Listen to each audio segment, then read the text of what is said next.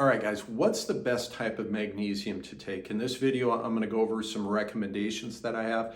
Pay attention at the end of the video. I'm going to share one type that you should never take. So first and foremost, there is no one answer for everybody. What I mean by that is you will see videos, articles, whatever, recommendations from people that like, this is the best, this is what everybody should be taking. I completely disagree with that. You have to take into account your particular situation. Let me explain what I mean by that by going with mag citrate to start with. It's an organic form of magnesium, which all four of these are organic. What I mean by that, so the citrate component of magnesium citrate comes from fruits. It's a citric acid, so that makes it organic. It's readily available. You'll have no problem going out and finding it in the marketplace.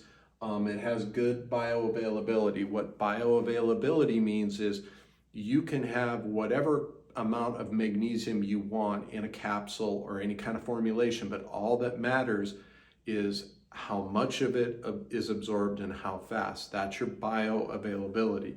And magnesium citrate has solid bioavailability.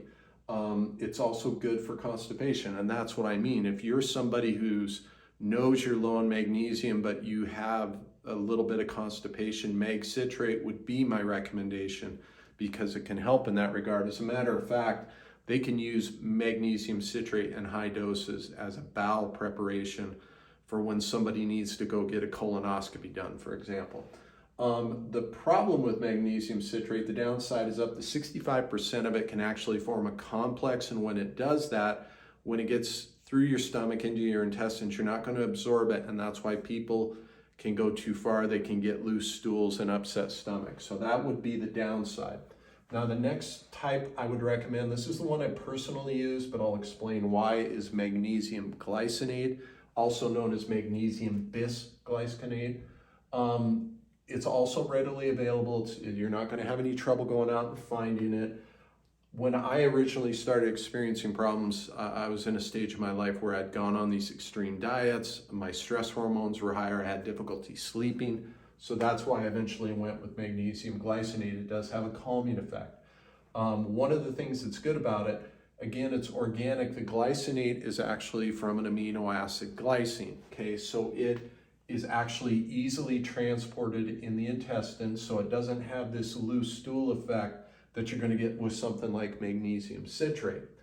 If you have any form of anxiety, you're struggling with insomnia, that was a big one for me back in the day. Tight muscles, magnesium glycinate would be a good option. Now the downside, and this is something that I've been seeing more and more of. Matter of fact, one of the brands I used to take and that I recommended in an old video, a viewer came on and said, hey, this is what they're doing. And what they're doing is these manufacturers are chelating it with cheap forms of magnesium. It's a money thing. They call it a chelated product, and most people don't realize you don't need that. You're spending too much money. And I'll talk about what that product is at the end here, but you want to pay very close attention. If you go with magnesium glycinate, make sure you're just getting magnesium glycinate, not a chelated product, okay? I will put links to the products I recommend at this point, unless they decide to start chelating them, but something to keep in mind. The next one would be magnesium malate. Now this is important. Malic acid is part of our citric acid cycle, and the citric acid cycle is important because it produces ATP. It gives you energy. So magnesium malate would be very good for somebody, say you have chronic fatigue or you have fibromyalgia, you're low in energy and you need magnesium. This would be an ideal product.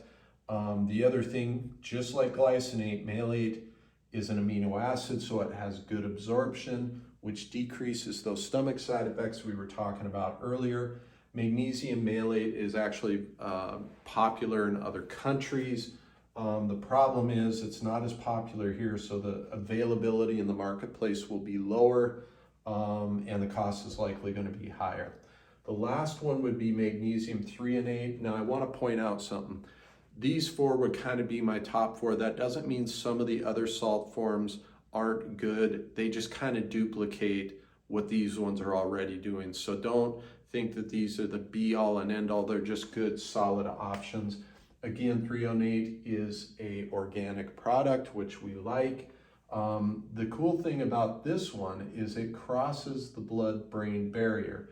And what that allows to happen in your body is that in your cerebral spinal fluid, that allows magnesium to get in there, increase concentrations in that area.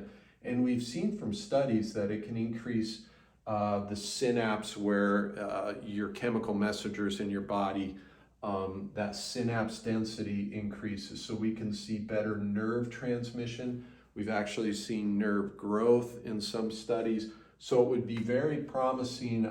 Speaking of studies, there's a 2016 study over 12 weeks, and they gave patients with dementia. It was early dementia, but they did see improvements giving this. So anybody with the dementia or any sort of neurological disorder that needs magnesium, this would be the one I'd use.